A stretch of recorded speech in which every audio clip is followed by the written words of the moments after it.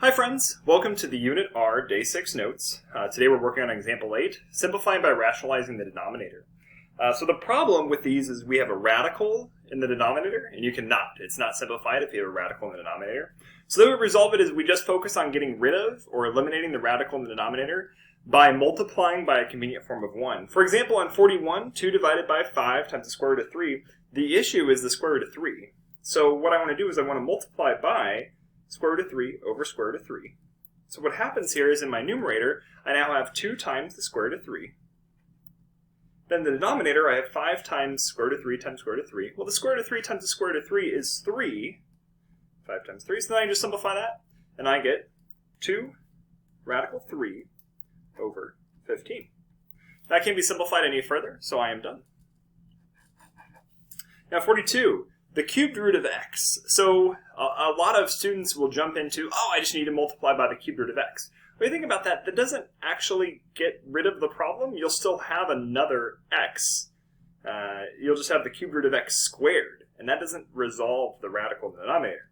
So you've got to think about, okay, well, what do I need to multiply to get to the next value of 3? Well, I need to actually multiply by the cubed root of x squared. So I multiply by the cubed root of x squared. What happens in my numerator? Negative 7 times the cubed root of x squared.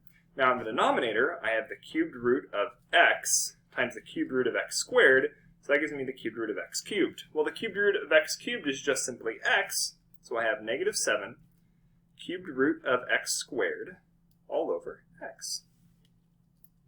So that's for 42. For 43, I have the cubed root of 4a to the 4th. So I have to think about, okay, I need to figure out what exactly am I going to have here that's going to help. So first let's kind of break this apart using the quotient rule.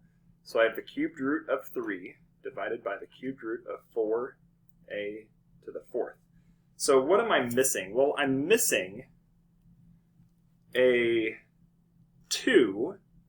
So if I multiply inside by 2, that's going to give me 8. That's going to be one thing that I want. So I'm going to have to multiply by the cubed root of 2, and then I also need to multiply by a squared, and that'll get me my missing values. So multiply by a squared, it's going to be a to the 6th, and the 6th is a perfect cube.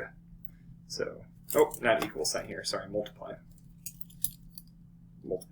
So remember, whatever I multiply by the numerator, I need to multiply by the denominator as well.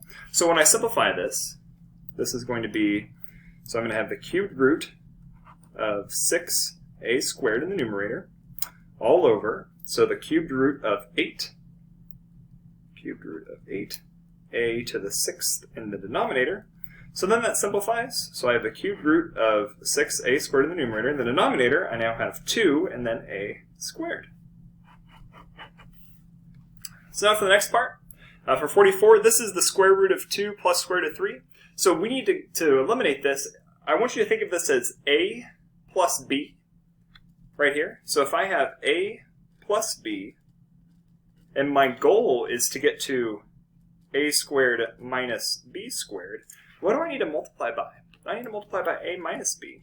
So this is called the conjugate. When we multiply by, essentially we're changing the sign of one of them. So by multiplying by the conjugate, then I can resolve this situation. So the conjugate of the square root of 2 plus square root of 3 is the square root of 2 minus the square root of 3. So multiply both the numerator and the denominator by those values. So when I do that, I distribute the negative 5 in the numerators, both of these.